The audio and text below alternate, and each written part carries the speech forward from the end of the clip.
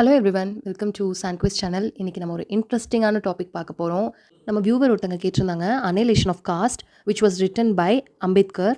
Before getting into the topic, I want to declare something that டெக்ஸ்ட்டில் என்ன இருக்கோ அதுதாங்க நான் பேச போகிறேன். தப்பாக எதுவும் நினச்சிக்காதீங்க. அப்படியெல்லாம் எதுவும் சொல்ல மாட்டேன். ரியாலிட்டி என்னவோ அதை தான் அம்பேத்கர் பேசியிருக்காரு அண்ட் அதை தான் நானும் சொல்ல போகிறேன். I am also taking side with Ambedkar. அதனால் என்னிடம் வராதீர்கள் தோழர்களே. இங்கே காஸ்ட்டுங்கிறது ரெண்டு தாங்க. ஒன்று சிங்கம், இன்னொன்று புலி. It's my personal opinion. இது நான் கொடுக்குற ஒரு அனெக்டாட் மாதிரி. அண்ட் சிங்கம் என்ன பண்ணுன்னு பார்த்தீங்கன்னா, ரொம்ப டாமினண்ட்டாக நான் தான் ராஜா அப்படிங்கிற மாதிரி தன்னை முன்னிறுத்திக்கும். பட் பேசிக்காக பார்த்தீங்கன்னா புலிக்கும் அந்த கேப்பபிலிட்டி எல்லாமே இருக்கும். ராஜாவாகிறதுக்கான எல்லா கேப்பபிலிட்டியும் இருக்கும். ஈவன் பார்த்தீங்கன்னா சிங்கத்துக்கு விட அதிகமாக புலிக்கு வந்து அந்த கேப்பபிலிட்டி இருந்தாலுமே சிங்கம் வந்து தன்னை ராஜாவாக முன்னிறுத்திக்குது. அது வந்து பார்த்திங்கன்னா லேசியாக இருக்கும், எந்த வேலையும் செய்யாது, மற்றவங்களோட உழைப்பில் இருக்கலாம். ஸோ இந்த மாதிரியான எல்லா ஃபீச்சர்ஸும் இருந்தாலுமே தன்னை ராஜாவாக முன்னிறுத்திக்கும். அதே மாதிரி தான் இங்கே காஸ்ட் சிஸ்டமும். நம்ம சொசைட்டியை பொறுத்த வரைக்கும் that too when it comes to Hindu religion, அதில் நிறையவே காஸ்ட் சிஸ்டம் வந்து ஃபாலோ பண்ணுறாங்க. அதை பற்றி தான் இதில் டீட்டெயிலாக பேசியிருப்பார் அம்பேத்கர். ஸோ இதனால் யாரும் அஃபெண்ட் ஆக வேண்டாம். அண்ட் அவர் வந்து சில டாமினண்ட்டான ஒரு காஸ்ட் இருக்குது, அந்த காஸ்ட்டை பற்றி தான் இதில் பேசியிருப்பார். அண்ட் எப்படி வந்து அந்த சிங்கம் வந்து கடவுள் இருக்குன்னா கடவுள் இருக்குது, நான் தான் கடவுள்கிட்ட பேசுவேன் அப்படின்னா அது மட்டும்தான் கடவுளால் பேச முடியும், மற்றவங்களுக்கு யாருக்கும் கடவுளோட மொழி தெரியாது, அந்த மாதிரி சொல்லக்கூடிய சில விஷயங்கள் எல்லாம் இதில் இருக்கும். நான் இங்கே யாரை சிங்கம்னு சொல்கிறேன், எந்த விஷயத்தை பற்றி பேசுகிறேங்கிறது hope you all know about it. If you know you know. என்னோடய பர்சனல் லைஃப்பில் பல சஃபரிங்ஸ் தாண்டி நான் இன்றைக்கி வளர்ந்துட்டுருக்கிறது எல்லாத்துக்கும் ஒரே ரீசன் பார்த்திங்கன்னா எஜுகேஷன் தான். அது இந்த செஞ்சுரியில் இப்போ நான் ரியலைஸ் பண்ணுற ஒரு விஷயம். பட் இதை வந்துட்டு இண்டிபெண்டெல்லாம் ஆகிறதுக்கு முன்னாடி ஒருத்தர் ரியலைஸ் பண்ணி எஜுகேஷனுக்கு இம்பார்ட்டன்ஸ் கொடுத்து வளர்ந்து அதுக்கப்புறம் பேசினார். ஸோ அவர் தான் பார்த்திங்கன்னா அம்பேத்கர். ஸோ அவரை பற்றி ஒரு குட்டி டீட்டெயில்ஸ் பார்ப்போம். He was born on 14/4/1891 and he was died on 6th December 1956 and he is an Indian political leader and அவர் தான் பார்த்திங்கன்னா நம்மளுடைய சட்டங்களை எல்லாம் டிராஃப்ட் பண்ணி நமக்காக ஒரு சட்டத்தையே வந்து உருவாக்கி கொடுத்துருக்கிறாரு. ஸோ அதனால் we used to call him as father of the Indian Constitution. அவரோட ஃபுல் நேம் பார்த்தீங்கன்னா doctor Bhimrao Ramji Ambedkar and he was born in Madhya Pradesh and he was also the first law minister of independent India. இன்னொரு விஷயம் அவரை பற்றி நல்லாவே எல்லாத்துக்கும் தெரிஞ்சது என்னென்னு பார்த்தீங்கன்னா, அவர் வந்து ஹிந்துசம்லேருந்து புத்திசம்க்கு மாறினார். அண்ட் அதை பற்றியும் இந்த டெக்ஸ்ட்டில் நிறைய ரெஃபரன்சஸ் இருக்கும். இந்த பர்டிகுலர் ஒர்க் வந்துட்டு ஒரு ஸ்பீச்சாக டெலிவர் பண்ண வேண்டியது, அது டெலிவர் பண்ண முடியாமல் பல சிச்சுவேஷன்ஸால் இவர் என்ன பண்ணுறாருன்னு பார்த்தோன்னா புக்கை பப்ளிஷ் பண்ணிடுறாரு. அதை தான் நம்ம இப்போ பார்க்க போகிறோம். அண்ட் இதில் பார்த்தீங்கன்னா ப்ரொலாகில் வந்து நிறைய லெட்டர்ஸ் எல்லாம் ஆட் பண்ணியிருப்பார். அவருக்கு மற்றவங்க எழுதின லெட்டர்ஸ் அண்ட் இவர் அவங்களுக்கு கொடுத்த ரிப்ளை லெட்டர் இதெல்லாமே இருக்கும். அண்ட் ஆஃப்டர் தட் அவர் டெலிவர் பண்ண வேண்டிய ஸ்பீச் வந்து டெலிவர் பண்ணாமல் போச்சு இல்லையா, அதை அப்படியே டெக்ஸ்ட்டாக கன்வெர்ட் பண்ணி நமக்கு கொடுத்துருக்காரு. இவருக்கு வந்து ஜாட்பாத் தொடக் மண்டல் அப்படின்னு சொல்லிட்டு ஒரு ஃபோரம் இருக்குது. அதுலேருந்து ஒரு இன்விடேஷன் வருது லாகூரில் நடக்கக்கூடிய கான்ஃபரன்ஸில் இவரை பேச சொல்லி. அண்ட் அது என்ன ஃபோரம் அப்படின்னு பார்த்தோன்னா, forum for a breakup of caste, அதாவது காஸ்ட் அப்படிங்கிறத ஒழிக்கணும் அப்படிங்கிறதுக்காக உருவாக்கப்பட்ட ஒரு சோஷியல் ரிஃபார்ம்னு வச்சுக்கோங்களேன். ஸோ அதுக்காக ஒரு கான்ஃபரன்ஸ் அவங்க கண்டக்ட் பண்ணுறாங்க. அதில் இவர் வந்து பேச சொல்கிறாங்க. பிகாஸ் இவர் வந்து காஸ்ட்டை பற்றி மோர் தென் எனிவன் இவர் நல்லாவே தெரிஞ்ச ஒரு பர்சன் அப்படின்னு எல்லாரும் ஃபீல் பண்ணதுனால அந்த கமிட்டியில் இருக்கக்கூடிய மெம்பர்ஸ் வந்துட்டு இவருக்கு இன்விடேஷன்ஸ் கொடுக்குறாங்க. பல ரீசன்ஸால் அவரால் அந்த கான்ஃபரன்ஸில் பேச முடியல. அதனால் என்ன பண்ணுறாருன்னு பார்த்தீங்கன்னா இதை புக்காக பப்ளிஷ் பண்ணுறாரு தன்னோட ஓன் ரிஸ்கில். ஸோ ஃபர்ஸ்ட் எடிஷன்லேயே 1500 காப்பீஸ் வந்து சேல் ஆகிடுது. ஸோ லேட்டரான்னு பார்த்தீங்கன்னா குஜராத்தியில், தமிழில் அண்ட் பஞ்சாபி, மலையாளம், மராத்தி, ஹிந்தி இந்த மாதிரி டிஃப்ரெண்ட் லாங்குவேஜஸில் பப்ளிஷ் பண்ணுறாங்க. Basically first it was published in English. லேட்டராக செகண்ட் எடிஷன் வந்து 1937 பப்ளிஷ் பண்ணுறாரு. இதில் பார்த்தீங்கன்னா நத்திங் ஹஸ் சேஞ்ச்டு. 2 அப்பெண்டிசஸ் வந்து ஆட் பண்ணி பப்ளிஷ் பண்ணுவார். ஃபர்ஸ்ட் அப்பெண்டிக்ஸ் வாஸ் அபவுட் இந்த ஃபர்ஸ்ட் எடிஷனை படிச்சுட்டு காந்திஜி என்ன பண்ணுவார்னா அவரோட ஹரிஜன் அப்படிங்கிற வீக்லி ஜேர்னல் இருக்கும். அதில் வந்து அம்பேத்கரை ரொம்ப பேஷ் பண்ணி எழுதியிருப்பார். என்ன சொல்லியிருப்பாருன்னு பார்த்தீங்கன்னா he is kind of reckless அப்படிங்கிற மாதிரி சொல்லியிருப்பாரு. ரெக்லஸ் அப்படிங்கிறது ரொம்ப பொறுப்பற்ற முறையில் எழுதியிருக்காரு. அண்ட் ரெட்டரிக்கல் அப்படின்னு சொல்லியிருக்காரு, மீனிங்லெஸ்ஸாக இருந்துச்சு அப்படிங்கிற மாதிரி அவரை பேஷ் பண்ணி எழுதியிருப்பாரு. அம்பேத்கர் அதுக்காக ரிப்ளை கொடுத்து எழுதியிருப்பாரு. அதுதான் செகண்ட் அப்பெண்டிக்ஸ். அண்ட் காந்திஜி என்னெல்லாம் பேசினாரோ அதுக்கு ரிப்ளையாக தான் வந்து இந்த செகண்ட் அப்பெண்டிக்ஸ் இருக்குது. And Gandhiji is kind of supporter of வர்ணாஸ், அதெல்லாம் சப்போர்ட் பண்ணுறாரு. ஹிந்துவிசம் இதை வந்து தப்பாக பேசக்கூடாது அப்படிங்கிறதுக்கு எகெயின்ஸ்டாக இருக்கார்.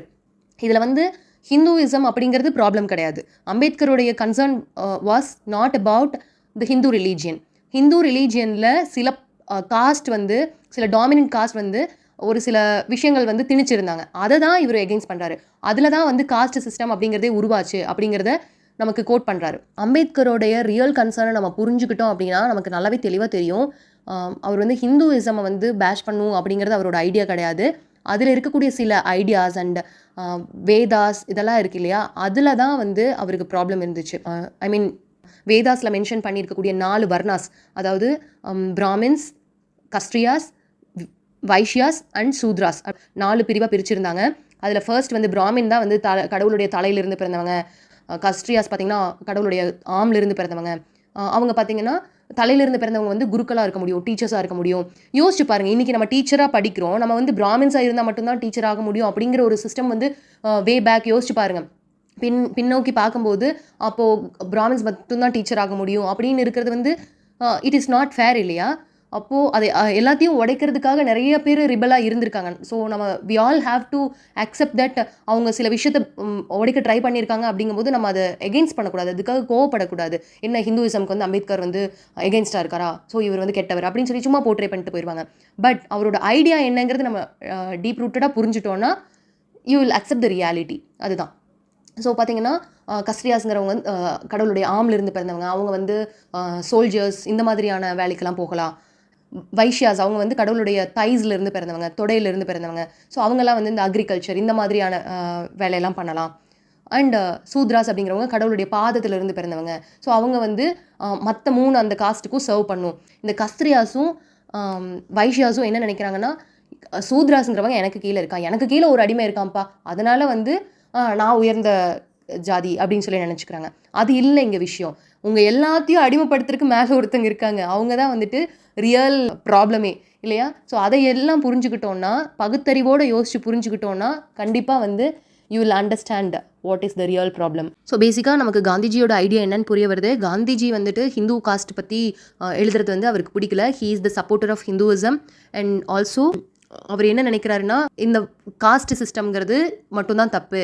ஆனால் வர்ணாஸ் அப்படிங்கிறது தான் காஸ்ட்டு. வர்ணாஸில் 4 டிவிஷனாக பிரித்து வச்சுருக்காங்க, காஸ்ட்டில் நிறைய இருக்குது, அவ்வளோதான்.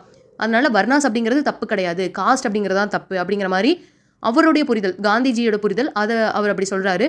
ஸோ அதுக்கு தான் வந்துட்டு அம்பேத்கர் எகெயின்ஸ்டாக இருக்கார்.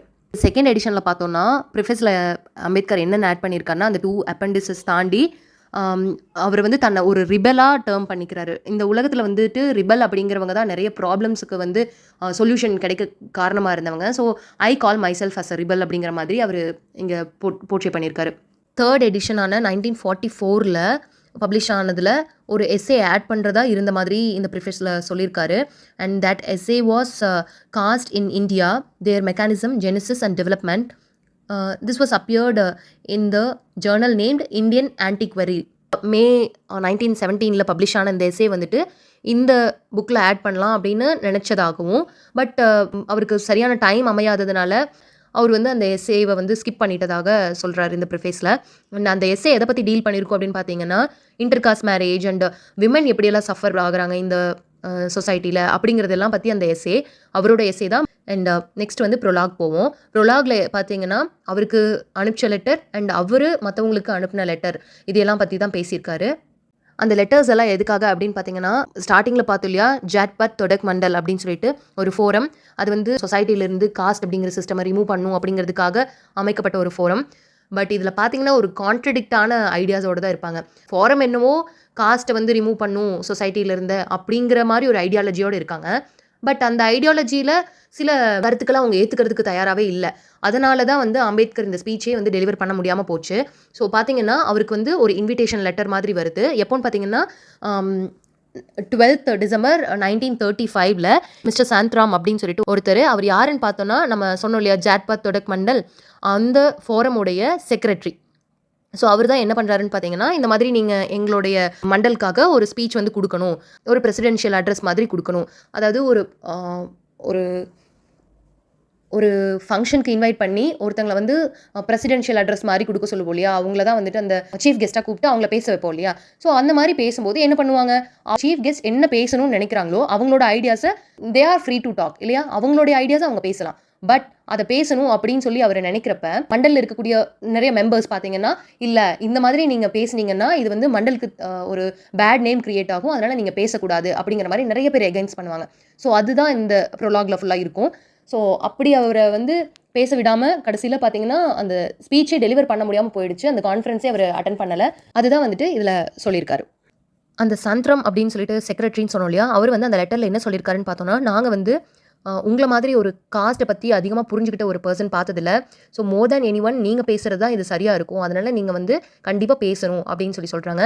பட் இனிஷியலி வந்து அம்பேத்கருக்கு அதில் வில்லிங் கிடையாது. So he rejected their invitation. But again and again அவங்க வந்து இன்வைட் பண்ணிகிட்டே இருந்ததுனால he accepted their invitation. And சந்திரம் வந்து அம்பேத்கர் முடியாதுன்னு சொன்னப்போ அவருக்கு என்ன சொல்லியிருப்பாருன்னு பார்த்தோன்னா, மிஸ்டர் இந்திரா சிங், அதாவது assistant secretary of that forum, Jatpat Todak மண்டலுடைய அசிஸ்டன்ட் செக்ரட்டரி, அவங்க வந்து உங்களை பாம்பேயில் வந்து மீட் பண்ணுவாங்க அப்படின்னு சொல்லி கூட அவங்கள இன்வைட் பண்ணுறதுக்காக நிறைய ஸ்டெப்ஸ் எடுக்கிறாங்க. அம்பேத்கர் வந்து ரொம்ப ரிலக்டண்ட்டாக நான் பேச மாட்டேன் அப்படின்னு சொல்லிட்டு இருந்ததுக்கான இன்னொரு ரீசன் என்னன்னு பார்த்தோன்னா, அந்த ஃபோரம் வந்து யாரால் நடத்தப்பட்டதுன்னு பார்த்தீங்கன்னா காஸ்ட் ஹிந்துஸ், அதாவது ஹிந்துவில் இருக்கக்கூடிய சில காஸ்ட்ஸ் இருக்கும் இல்லையா, அவங்க தான் வந்து அதை நடத்துகிறதே. அதுக்கப்புறம் லேட்டராக பார்த்தீங்கன்னா கான்ஃபரன்ஸ் வந்து ஈஸ்டர் டே அன்னைக்கு 1936 பேசலாம் அப்படிங்கிற மாதிரி முடிவாகுது. அதுக்கப்புறமா எகைன் வந்து 1936 மே அப்போ வந்து பேசுகிற மாதிரி போஸ்ட்போன் ஆகுது. அந்த ஃபோரமில் இருந்த மற்ற மெம்பர்ஸ், ஹிந்து லீடர்ஸ் யார் யார் வந்து அவருக்கு அப்போஸ் பண்ணாங்க, அவர் பேசுகிறத வந்து அப்போஸ் பண்ணியிருந்தாங்கன்னு பார்த்தோன்னா, பாய் பரமானந்த், அவர் வந்து ஒரு ex MLA, Mahatma Hansraj and doctor Gokul Chand Narang, இவர் யாருன்னு பார்த்தோன்னா minister of local self government, and Raja Narendranath MLC. இவங்க எல்லாருமே பார்த்தீங்கன்னா இவர் பேசுகிறாரு அப்படின்னு சொல்லிட்டு அவங்க dissociated from the Mandal's invitation. அந்த மண்டலில் வந்து நாங்கள்லாம் பேச மாட்டோம், நாங்கள் இருக்க மாட்டோம் அப்படின்னு சொல்லிட்டு அவங்க வந்து வெளியில் விலகிட்டாங்க. எப்படி இருக்கும் யோசிச்சு பாருங்கள், ஒருத்தங்க படித்து தன்னுடைய அடையாளம் எல்லாமே மாற்றி, அவர் வந்து படிப்பே வந்து அந்த காலத்தில் அவங்களுக்கெல்லாம் மறுக்கப்பட்டுச்சு. அதையெல்லாம் தாண்டி ஒரு மனுஷன் படித்து லாயர் ஆயிருக்காரு. ஸோ அப்படி இருக்கிற ஒரு மனுஷன் வந்து பேசணும் அப்படின்னு சொல்லி ஒரு பிரசிடென்ஷியல் அட்ரஸ்க்காக இன்வைட் பண்ணுறாங்க. அவங்களே இன்வைட் பண்ணுறாங்க, அவர் வேணான்னு சொல்லி டினை பண்ணியும் அவரை வந்து விடாப்பிடியாக இன்வைட் பண்ணுறாங்க. ஸோ அவர் ஃபைனலி ஓகே சொன்னதுக்கப்புறமா எல்லாருமே வந்து இல்லை, நாங்கள் இவரோட ஸ்பீச்சுக்கு எகெயின்ஸ்ட்டு, இவர் டெலிவர் பண்ணுறது எங்களுக்கு பிடிக்கல, இவருடைய கண்டென்ட் வந்து எங்களுக்கு பிடிக்கல, நாங்கள் அதனால் விளக்குறோம், இந்த மாதிரியான லேம் ரீசன்ஸ் எல்லாம் சொல்லிட்டு. அண்ட் அது மட்டும் இல்லாமல் இன்னொரு ரீசன் சொல்லியிருப்பாங்க, பிரிண்ட் பண்ணுறது இருக்கு இல்லையா, அவங்க வந்து லாகூரில் பிரிண்ட் பண்ண சொல்லியிருப்பாங்க, பட் இவர் வந்து பாம்பேயில் பிரிண்ட் பண்ணுவார். ஸோ அதனால் இதெல்லாம் ஒரு ரீசன்ஸாக காட்டி நாங்கள் இதுக்கு வந்து அக்செப்ட் பண்ணிக்க மாட்டோம், நாங்கள் அதனால் விளக்குறோம் அப்படிங்கிற மாதிரி எல்லாரும் விளக்குவாங்க. பட் பர்சனலி பார்த்தீங்கன்னா இவங்க எல்லாருமே அவருக்கு லெட்டர் எழுதியிருப்பாங்க.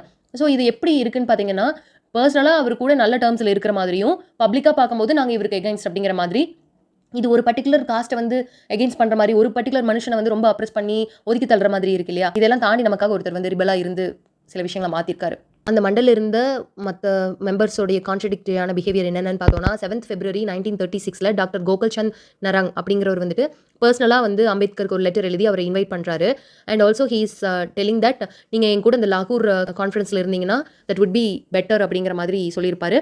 பட் லேட்டராக பார்த்தோன்னா அவரும் தான் அம்பேத்கருடைய இன்விடேஷனால் நானும் விலகுறேன் அப்படிங்கிற மாதிரி காமிச்சிருப்பாரு.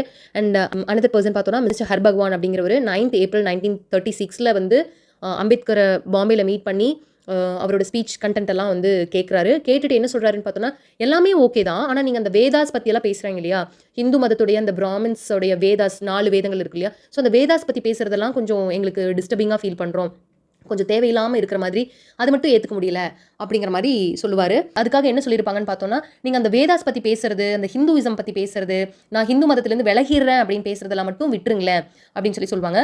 பேசிக்காக பார்த்தோன்னா அம்பேத்கர் வந்து ஹிந்து மதத்தில் பிறந்தவர். பட் அவர் ஒரு இது சொல்லியிருப்பார், நான் ஹிந்து மதத்தில் பிறந்தனே ஒழிய நான் ஹிந்துவாக சாக மாட்டேன், ஏன்னா ஹிந்து மதத்தில் தான் எனக்கு இவ்வளோ அப்ரெஷன்ஸ் இருக்கிற மாதிரி நான் ஃபீல் பண்ணுறேன் அப்படின்னு சொல்லியிருப்பார். ஸோ அவர் மீன் பண்ணுறது வந்து மதத்தில் கிடையாது, ஹிந்து மதத்தில் தான் வந்து பிராமின்ஸ் வந்து அந்த 4 வேதாஸ் வச்சு, அந்த 4 வேதாஸில் வந்து வர்ணாஸ் அப்படின்னு சொல்லி, அதாவது 4 டிவிஷனாக பீப்புளை வந்து 4 டிவிஷனாக பிரித்து வச்சுருந்தாங்க. ஸோ சூத்ராஸ் அப்படிங்கிறவங்களே வந்து ரொம்ப அடிமைகள் அப்படிங்கிற மாதிரி ட்ரீட் பண்ணுறாங்க. அதனால எனக்கு இந்த மதமே வேண்டாம், நான் வந்து புத்த மதத்துக்கு மாறுறேன் அப்படின்னு சொல்லி தான் லேட்டர் பீரியடில் தான் அவர் வந்து புத்தத்துக்கு மாறுவார்.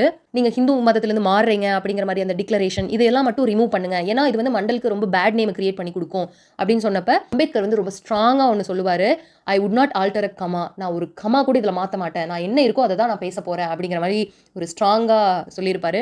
அது வந்து அவருடைய எந்த அளவுக்கு அவர் வந்து ஒரு ஸ்ட்ராங்காக இருக்கார் அப்படிங்கிறது காட்டுது இல்லையா.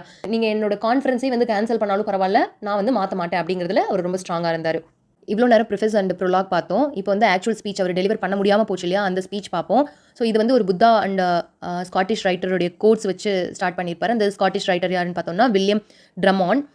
அண்ட் லேட்டராக என்ன சொல்லியிருப்பாருன்னு பார்த்தோன்னா, இந்த ஜாட்பாத் தொடக் மண்டலுடைய மெம்பர்ஸ் எல்லாரும் இன்வைட் பண்ணியிருந்தாங்க இல்லையா, அந்த ஃப்ரெண்ட்ஸ்க்கெல்லாம் வந்து சாரி, இந்த மாதிரியான இன்கன்வீனியன்சஸ் எல்லாம் வந்துருச்சு, என்னால் ஸ்பீச் டெலிவர் பண்ண முடியல அப்படின்னு சொல்லி ஸ்டார்ட் பண்ணியிருப்பாரு. அண்ட் அதுக்கப்புறம் என்ன சொல்லியிருப்பாருன்னு பார்த்தோன்னா, ராம்தாஸ் அப்படிங்கக்கூடிய ஒரு செயிண்ட், அவர் யாருன்னு பார்த்தோன்னா மகாராஷ்டிராவோட கிங் சிவாஜி இருக்கார் இல்லையா, அவருடைய குரு.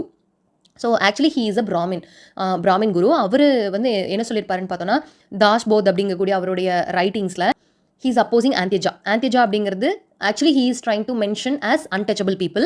ஸோ நம்ம அன்டச்சபிள் பீப்புள்னு சொல்ல வேண்டாம், as Ambedkar termed that distressed people நம்ம சொல்லிப்போம். அதாவது தலித் பீப்புள் வந்து என்னதான் வந்து வேதாஸ் படித்தா கூட அவங்களால குருக்கள் ஆக முடியாது. ஸோ ஆக்சுவல் குரு யாருன்னா பிராமின்ஸ் தான் அப்படிங்கிற மாதிரி காஸ்ட் ஹைரார்கியை பற்றி கொஞ்சம் பேசியிருப்பார். ஸோ அதை வந்து அம்பேத்கர் சொல்லியிருப்பார்.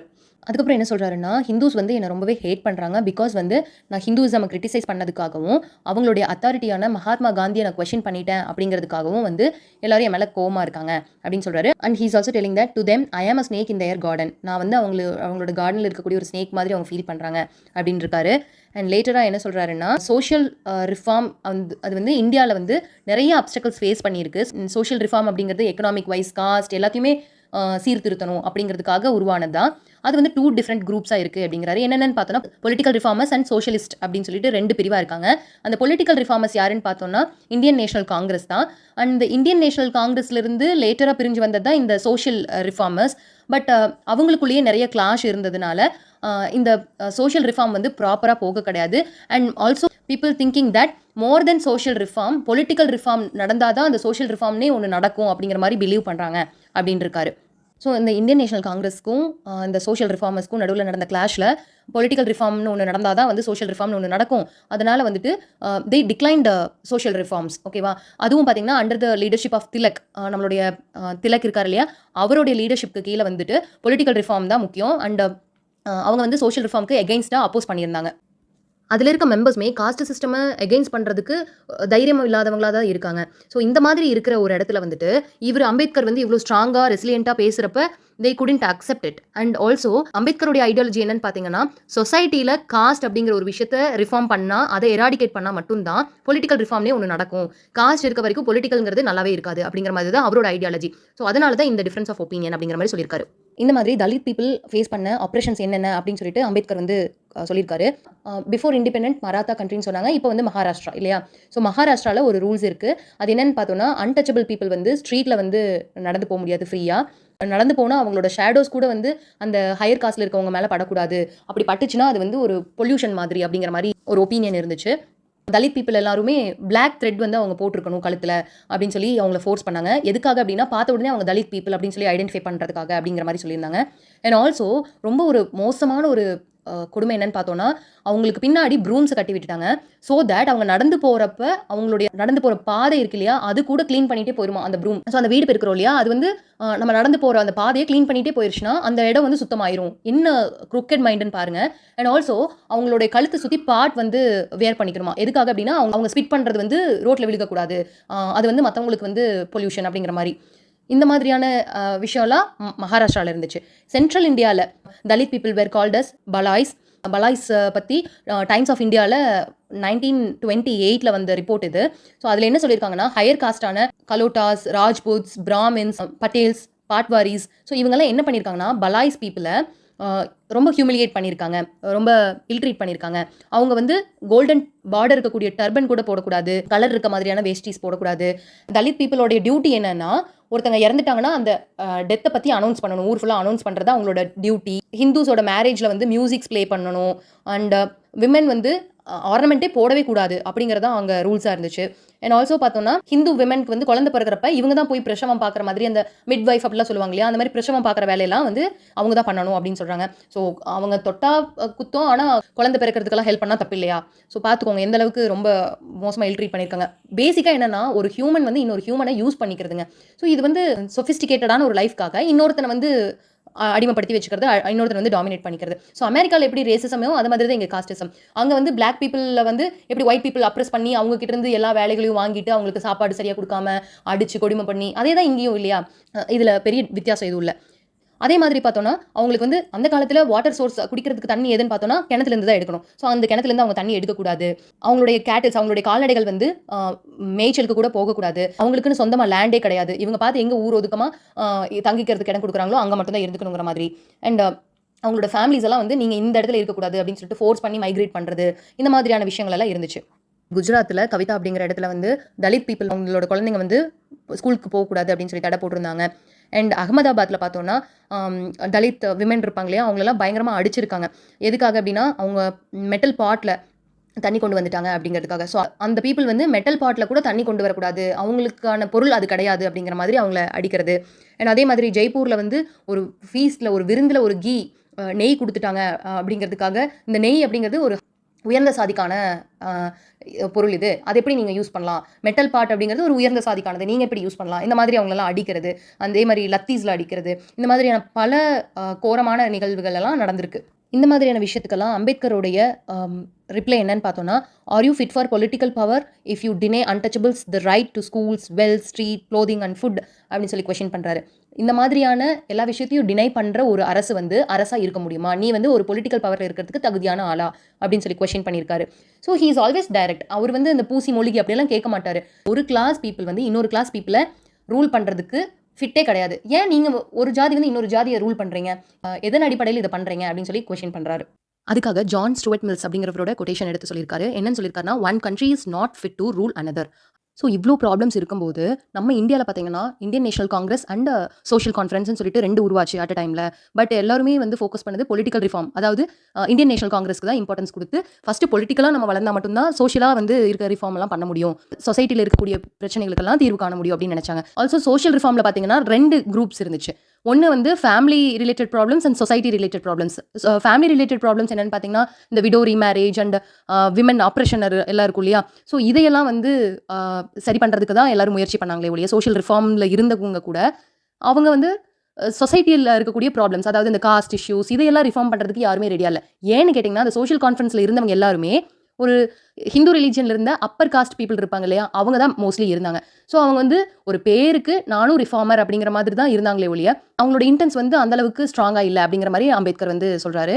அப்படி சோஷியல் ரிஃபார்ம் நடக்கலைன்னா எப்படியெல்லாம் வந்து பொலிட்டிக்கல் ரிஃபார்ம் ஆகாது அப்படிங்கிறதுக்கு சில எக்ஸாம்பிள்ஸ் கொடுக்குறாரு. அது என்னென்னு பார்ப்போம். ஃபர்டினண்ட் லெசால் அப்படிங்கக்கூடிய ஒரு ஜெர்மன் திங்கர், அவர் என்ன சொல்லியிருக்காருன்னா, countries constitution is not just words on paper. அதாவது கான்ஸ்டிடியூஷன் லாஸ் அப்படிங்கிறது வந்துட்டு பேப்பரில் எழுதியிருக்கப்பட்டது மட்டும் கிடையாது, ப்ராக்டிக்கலாக இருக்கணும். சொசைட்டியில் இருக்கக்கூடிய ப்ராப்ளம்ஸ் எல்லாம் ரிசால்வ் பண்ணால் மட்டும்தான் அந்த கான்ஸ்டிடியூஷன் வந்து ஸ்ட்ராங்காக இருக்கும். சொசைட்டியில் வந்துட்டு காஸ்ட் அப்படி இப்படின்னு டிவிஷன்ஸ் இருந்துச்சுன்னா அது வந்து அந்த கான்ஸ்டிடியூஷன்ஸ்லையும் வந்து ரிஃப்ளெக்ட் ஆகும் அப்படின்னு சொல்லியிருக்காரு.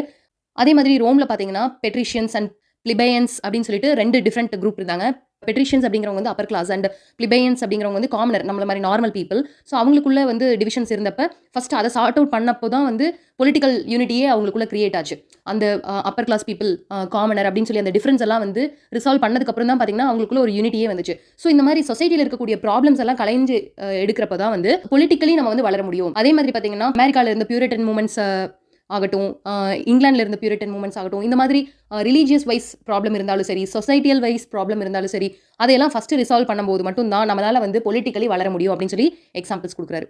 அதே மாதிரி இந்த சோஷியலிஸ்டெல்லாம் இருந்தாங்க இல்லையா, அந்த சோஷியல் கான்ஃபரன்ஸில் இருந்த அந்த சோஷியலிஸ்டெல்லாம் என்ன சொல்கிறாங்கன்னு பார்த்தோன்னா, எக்கனாமிக்கலாக நம்ம வந்து ரிஃபார்ம் பண்ணாதான், நம்ம வந்து எக்கனாமிக்கலி ரொம்ப பின்தங்கியிருக்கோம், அதுக்கான ரிஃபார்ம் பண்ணும்போது மட்டும்தான் இந்தியா வந்து வளரும் அப்படின்னு சொல்லி நிறையா ஆர்குமெண்ட் வைக்கிறாங்க.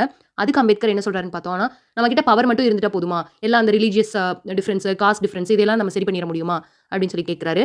ஈவன் பார்த்தீங்கன்னா இந்தியாவில் பெரிய பெரிய மில்லியனராக இருப்பான், அவன் வந்து காசே இல்லாத ஒரு பெண்ணில சாது பின்னாடி போயிட்டு அவன் சொல்கிறதெல்லாம் கேட்டுட்டு இருப்பான். ஆனால் ரோமில் பார்த்தீங்கன்னா பெல்பியன்ஸ் வந்து அங்கே இருக்கக்கூடிய ப்ரீஸ்ட் இருப்பாங்க இல்லையா, ஸோ அந்த ப்ரீஸ்டோட வார்த்தைகளை கேட்டுட்டு இருப்பாங்க. ஸோ இந்த மாதிரி வந்து ரிலீஜியஸ் வைஸ் நம்ம பின்தங்கி இருந்தோம்னா காசு எவ்வளோ தான் இருந்தாலும் அவன் வந்து எக்கனாமிக்கலி அவன் டெவலப் ஆக முடியுமா, முடியாது இல்லையா. ஸோ ஈவன் நிறைய மூவிஸில் கூட நம்ம பார்த்துருக்கோம், பெரிய பெரிய பணக்காரங்களாக இருப்பாங்க, ஆனால் ஒரு சாமியார் பேச்சு கேட்டுட்டு பூர்வீக சொத்தை வித்தரணும், அது வித்தரணும், இந்த மாதிரிலாம் கேட்டுட்டு இருப்பாங்க இல்லையா. ஸோ இந்த மாதிரி இருக்கும்போது நம்ம எக்கனாமிக்கலி வளரவே முடியாது. ஃபஸ்ட்டு சொசைட்டியலாக இருக்கக்கூடிய ப்ராப்ளம் எல்லாம் ரிசால்வ் பண்ணுங்கிறது மட்டும்தான் அம்பேத்கருடைய ஆர்குமெண்ட்டாக இருக்குது. ஹிந்துஸ் எல்லாமே வந்துட்டு காஸ்ட்டுங்கிறது ஒன்றும் இல்லை, நம்ம என்னென்ன தொழில் செய்கிறோமோ அதை பொறுத்து தான் பிரிச்சிருக்காங்க அப்படின்னு சொல்லி நிறைய பேர் சொல்கிறாங்க. பட் அதுக்கு வந்து அம்பேத்கர் என்ன சொல்கிறாருன்னு பார்த்தோன்னா, இல்லையே, அவங்க வந்து it is not division of labour but division of labourers in a hierarchy அப்படின்னு சொல்லி சொல்கிறாரு. அதாவது நீங்கள் வந்து அந்த தொழில் வச்சு நீங்கள் பிரிக்க கிடையாது, அந்த தொழிலாளியோட ஸ்டேட்டஸ் என்ன, அந்த தொழிலாளியோட நிலைமை என்னங்கிறத வச்சு நீங்கள் அவன் வந்து உயர்ந்தவன் தாழ்ந்தவன் சொல்லி நீங்கள் பிரித்து வச்சிருக்கீங்க. ஸோ அதனால நீங்கள் நினைக்கிற மாதிரி வந்து தொழில் வச்செல்லாம் நீங்கள் பிரிக்கலை. சிலர் என்னென்னு கிளைம் பண்ணுறாங்கன்னா, இன்டர் காஸ்ட் மேரேஜ் பண்ணும்போது, அதாவது வேறு காஸ்ட்டில் மேரேஜ் பண்ணும்போது நம்மளோட பிளட் வந்து இம்பியூர் ஆயிரும். அதாவது குழந்தை பிறக்கும் இல்லையா, அந்த குழந்தை வந்துட்டு வேற ஒரு காஸ்ட்டோட ஹேபிட்ஸும் அதில் வந்து கலந்துரும். ஏன் இவங்க என்ன மார்ஸில் இருக்காங்க, இவங்க வந்து ஜூபிட்டரில் இருக்காங்க, வெவ்வேறு ஏலியன்ஸு, அவங்க வேறு சாப்பிட்றாங்க, இவங்க வேறு சாப்பிட்றாங்க, அப்படியா இருக்குது? இல்லை. பட் வந்து சிலர் அந்த மாதிரி கிளைம் பண்ணுறது வந்து அம்பேத்கர் என்ன சொல்றாருன்னா, அந்த மாதிரி எல்லாம் கிடையாது. சயின்டிஃபிக்கலா வந்து என்ன ஸ்ட்ராங்கான பார்ட்னரை நீங்க சூஸ் பண்ண போறீங்களா? உங்களோட பிளட்லயே சூஸ் பண்ணா வந்து பெரிய வீரனும், பெரிய சயின்டிஸ்ட் இந்த மாதிரியா சூஸ் பண்ண போறீங்க? வேற காஸ்ட்ல இருக்கக்கூடிய பார்ட்னரா இருந்ததுன்னா, ரொம்ப வீக்கான பார்ட்னராவா இருக்க போறாங்க. அப்படியெல்லாம் எதுவும் கிடையாது அப்படின்னு சொல்லிட்டு அம்பேத்கர் டினை பண்றாரு. அதுக்காக வந்துட்டு அம்பேத்கர் ஒரு கொட்டேஷன் கோட் பண்றாரு. டி.ஆர். பந்தார்கர் அப்படின்னு சொல்லிட்டு ஒருத்தர் என்ன சொல்லியிருக்காருன்னா, ஃபாரின் எலிமெண்ட்ஸ் இன் த ஹிந்து பாப்புலேஷன். ஏன் வந்து ஹிந்துலயே அந்த மாதிரி தான் இருக்கு. நிறைய டிஃப்ரெண்ட் இப்போ பிராமின்ஸ் அப்படிங்கிறவங்க அவங்க ஒன்றும் நேட்டிவ் இந்தியன் கிடையாது. அவங்களும் வெளியிலிருந்து வந்தவங்க தான். ஸோ இந்த மாதிரி ஒவ்வொருத்தருமே வெளியிலிருந்து வந்தவங்க தான். அப்படி ஒன்றும் இங்க இருக்கிறவங்க எல்லாரும் பியூரா கிடையாது. ஆல்ரெடி அவங்களே வந்து ஃபாரின் பிளட்ஸ் தான் அப்படின்னு சொல்லியிருக்காரு. நெக்ஸ்ட் வந்து அம்பேத்கர் எதை இதுக்கான மெயின் ப்ராப்ளம் அப்படின்னு சொல்றாருன்னா, இந்த ஹிந்து ரிலீஜன் தான் அப்படின்னு சொல்றாரு. நீங்க யாருமே வந்து ஹிந்துவை தப்பா சொல்லியிருக்காங்களா அப்படிங்கிற ஆஸ்பெக்ட்ல பார்க்காதீங்க. வை? பிகாஸ் நீங்களே நல்லா யோசிச்சு பாருங்க. இப்போ முஸ்லீம் அப்படின்னு சொன்னா எதனால எல்லாரும் ஒரு யூனிட்டியா இருக்காங்க அப்படின்னா, அவங்களுக்குள்ள சப்காஸ்ட் கிடையாது. வேற ஒருத்தரையும் கேட்டகரைஸ் பண்ணி அவங்க பார்க்கறது கிடையாது. நாங்க எல்லாரும் முஸ்லீம், அவங்களுக்குள்ள அவ்வளோ ஒற்றுமை இருக்கு. அதே மாதிரி தான் கிறிஸ்டியனும். நாங்க வெவ்வேறு காஸ்ட் அப்படின்னு யாரும் பார்க்கறதில்ல. நாங்க எல்லாரும் கிறிஸ்டியன் அப்படின்னு பார்க்குறாங்க. பட் ஹிந்துல மட்டும் தான் நான் அப்பர் காஸ்ட் ஹிந்து, நீங்க எல்லாரும் லோவர் காஸ்ட் ஹிந்து அப்படிங்கிற மாதிரி கன்சிடர் பண்றாங்க. அதுலயும் அப்பர் காஸ்ட் அப்படின்னு வரும்போது ஒரு காஸ்ட் மட்டும் தான் நாங்க அப்பர் காஸ்ட், நீங்க எல்லாருமே லோவர் காஸ்ட் அப்படின்னு தான் நினைக்கிறாங்க. ஸோ நம்ம எல்லாரும் நினச்சிக்க கூடாது, நம்மளை வந்து லோவர் காஸ்ட்டுங்கிறதுல கேட்டகரியில் வரலப்பா, யாரையோ சொல்கிறாங்க, அதனால நம்ம கீழே ஒருத்தர் இருக்கான், அவன் நம்மளோட அடிமை அப்படின்னு நீங்கள் பார்த்துட்டு இருந்தீங்கன்னா, ஸோ உங்களை பொறுத்த வரைக்கும் நீங்கள் வந்து அப்பர் காஸ்ட்டு நீங்கள் நினச்சிட்டு இருக்கீங்க. பட் உங்களை விட இன்னொருத்தங்க வந்து உங்களை கீழே நினச்சிட்டு இருக்காங்க, உங்களை வந்து அடிமை நினச்சிட்டு இருக்காங்க. ஸோ நம்ம இந்த மாதிரி ஒரு மென்டாலிட்டியில் இருக்காமல், நம்மளை மொத்தமாக அடிமைப்படுத்துகிற ஒருத்தர் இருக்காங்கல்ல, அவங்கள தான் நம்ம எதிரியாக பார்க்கணும் இல்லையா? ஸோ அதனால தான் வந்து அம்பேத்கர் வந்து இந்த ஹிந்து ரிலீஜனுக்கே வந்து அகைன்ஸ்டாக இருக்காரு. ஹிந்து ரிலீஜனில் மட்டும் தானே நான் தான் அப்பர் காஸ்ட் ஹிந்து, நான் தான் லோவர் காஸ்ட் ஹிந்துன்னு இருக்கு இல்லையா? ஸோ இந்த விஷயத்தை எராடிகேட் பண்ணும் அப்படிங்கிறதுனால தான் ஹிந்து ரிலீஜனை வந்து எகைன்ஸ்ட் பண்ணுறாரு. ஸோ ஒரு குரானோ பைபிளோ வந்துட்டு காஸ்ட் விஷயத்தை திணிக்கவே கிடையாது. பட் வேதாஸ், மனுஸ்மிருதி, ஸோ இதெல்லாம் ஹிந்து ரிலீஜனில் இருக்கக்கூடிய ஸ்கிரிப்சர்ஸ். அதாவது இப்போ பைபிள், குரான் மாதிரி இது ஒரு புக்ஸ் இல்லையா? ஸோ இந்த புக்ஸ் வந்துட்டு என்ன டீச் பண்ணுது நமக்கு? 4 காஸ்ட் இருக்குது அப்படின்னு சொல்லி பிரிவினையும், நீங்கள் வந்து அப்பர், நீங்கள் லோவர் அப்படிங்கிற இந்த பிரிவினை எல்லாம் தான் நமக்கு டீச் பண்ணுது. ஸோ அதனால தான் அம்பேத்கர் வந்து இந்த மனுஸ்மிருதி, வேதாஸ், இந்த ஸ்கிரிப்சர்ஸ் எல்லாத்துக்கும் எகென்ஸ்டாக இருக்காரு. அதனால அம்பேத்கர் என்னென்னு ஆர்கியூ பண்ணுறாருன்னா, ஹிந்து ரிலீஜன் பொறுத்த வரைக்கும் யார் பியூரான ஒரு புனிதமான காஸ்ட் அப்படின்னா ஒரு ப்ரீஸ்டாக இருக்கிறவங்க தான். அதாவது ஒரு கோயிலில் பூஜை பண்ணக்கூடிய ஒரு ஐயராக இருக்கவங்க மட்டும்தான் வந்து புனிதமான ஒரு காஸ்ட் அப்படின்னு சொல்லி நினைக்கிறாங்க. ஸோ அது வந்து ராங் அப்படின்னு சொல்லி சொல்கிறாரு. உங்களோட ஸ்கிரிப்சர்ஸ், உங்களோட வேதாஸ், உங்களோட மனுஸ்மிருதி இதெல்லாம் தப்பு அப்படின்னு சொல்ல முடியாத எல்லாருமே வந்து ஒரு கோழைகள் தான் அப்படின்னு சொல்லி சொல்கிறாரு. அந்த வேதாஸ், அந்த மனுவெல்லாம் இருக்கு இல்லையா? ஸோ அந்த மனுவில் இருக்கக்கூடிய ரூல்ஸ் எல்லாம் என்ன இருக்குன்னு பார்த்தீங்கன்னா, சூத்ராஸ் அப்படிங்கிறவங்க மற்ற எல்லா காஸ்ட்டுக்கும் சர்வ் பண்ணும் அப்படிங்கிறாங்க. ஹையர் காஸ்டோட பனிஷ்மெண்ட் வந்து ரொம்ப லோவாக இருக்கும். அவங்க ஏதாவது தப்பு பண்ணாங்கன்னா அதுக்கு கடவுள் மன்னிச்சு விட்டுருவாரு. மற்ற 3 கேட்டகரி இருப்பாங்க இல்லையா? ஒரு தப்பு பண்ணாங்கன்னா அவங்களுக்கு பெரிய தண்டனைகள் அந்த மாதிரி கொடுக்கணும் அப்படின்னு சொல்லி மனு சொல்லுது. ஸோ இந்த மாதிரி விஷயங்கள் எல்லாம் தப்பு. அண்ட் ஆல்சோ பார்த்தீங்கன்னா அம்பேத்கர் என்ன சொல்லியிருக்காருன்னா, த ரியல் எனிமி இஸ் மனு அப்படின்னு சொல்லியிருக்காரு. ஈவன் பார்த்தீங்கன்னா பகவத்கீதா இந்த மாதிரியான பெரிய பெரிய ஸ்கிரிப்சர்ஸ் எல்லாம் இருக்கு இல்லையா? அதில் கூட பார்த்தீங்கன்னா அதை எழுதினது யாராக இருக்காங்க? ஈவன் நம்மளுடைய வால்மீகி எழுதின கம்பராமாயணம் ஆகட்டும், இதில் எல்லாமே வந்து அப்பர் காஸ்ட், லோவர் காஸ்ட்ங்கிற விஷயத்தை எல்லாமே திணிச்சிருக்காங்க. அதில் பார்த்தீங்கன்னா நார்த் இந்தியாவில் இருக்கக்கூடிய ஒரு ஹையர் காஸ்ட்டில் இருக்கிறவர் வந்து ஒரு புனிதமான கடவுள், அவர் கடவுளாம். இங்கே இருக்கிற ஒரு லோவர் காஸ்ட் ஆர் இங்கே இருக்கக்கூடிய அவங்கள பொறுத்த வரைக்கும் லோவர் காஸ்ட் அவங்க நினைக்கிறாங்க. ஸோ இங்கே இருக்கக்கூடிய ஒருத்தர் வந்து ஒரு அரக்கர் பரம்பரையா. ஸோ இந்த மாதிரியான டிஃப்ரென்ஸ் எல்லாம் யார் எழுதுனது?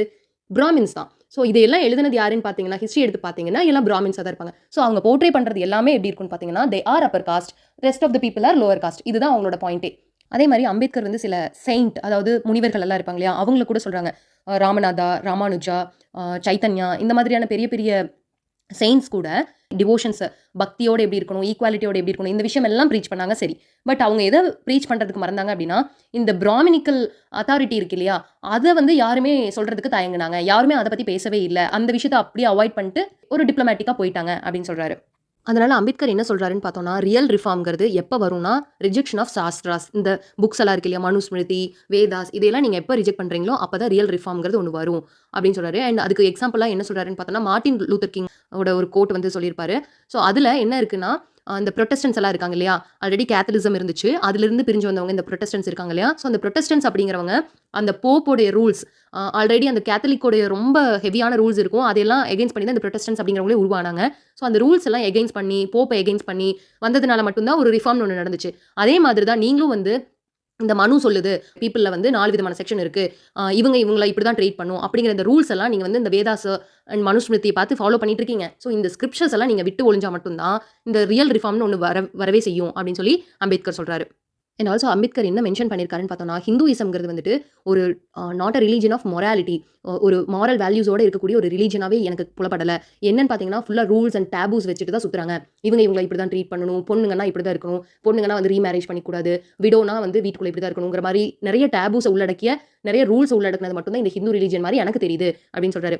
ட்ரூ ரிலீஜன் அப்படிங்கிறது வந்துட்டு ஜஸ்டிஸ், நியாயம் இருக்கணும், ஈக்குவாலிட்டி, எல்லாத்தையும் சமமாக ட்ரீட் பண்ணணும், ஹியூமன் டிக்னிட்டி, ஒரு மனுஷனை இன்னொரு மனுஷன் எப்படி ஒரு ரெஸ்பெக்ட்ஃபுல்லாக ட்ரீட் பண்ணணும், இதெல்லாம் நான் சொல்லிக் கொடுக்குறது தான் வந்து ஒரு உண்மையான ரிலீஜியன்.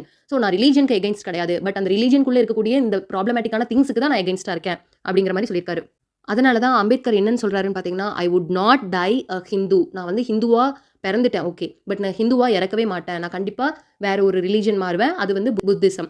ஸோ புத்திசமில் பார்த்தீங்கன்னா நிறைய ஈக்குவாலிட்டி, ஒரு மனுஷங்களை எப்படி கைண்டாகவும் பொலைட்டாகவும் ட்ரீட் பண்ணணும், இந்த மாதிரியான விஷயங்களெல்லாம் சொல்லிக் கொடுக்கறத பார்த்து அட்மையர் பண்ணதுனால தான் அவர் வந்து எனக்கு இந்த ரிலீஜனில் இருக்கிறதுனால தானே என்ன இந்த காஸ்ட்குள்ளே கேட்டகரைஸ் பண்ணுறீங்க, ஸோ எனக்கு இந்த ரிலீஜனே வேண்டாம் அப்படிங்கிற மாதிரி டிக்ளேர் பண்ணார்.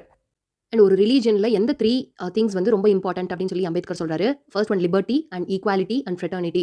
ஸோ லிபர்ட்டினா உங்களுக்கு தெரியும், எல்லாத்துக்கும் ஒரு சுதந்திரம் இருக்கணும், அண்ட் ஈக்குவாலிட்டிங்கிறது எல்லாத்தையும் சமமாக பார்க்கணும், ஃப்ரெட்டர்னிட்டிங்கிறது ஒரு சகோதரத்துவத்தோடு இருக்கணும். ஸோ இந்த மாதிரியான விஷயம்லாம் இருந்தால் மட்டும்தான் அது ஒரு ட்ரூ ரிலீஜன். இதையெல்லாம் தவிர்த்துட்டு வேற ஒரு விஷயத்தை இன்சிஸ்ட் பண்ணுற ஒரு விஷயம் வந்து ட்ரூ ரிலீஜனாக இருக்க முடியாது அப்படின்னு சொல்லியிருக்காரு. ஸோ இதோட நமக்கு இந்த டாபிக் முடியுது. Hope you enjoyed this video. If you like this video please to subscribe and share.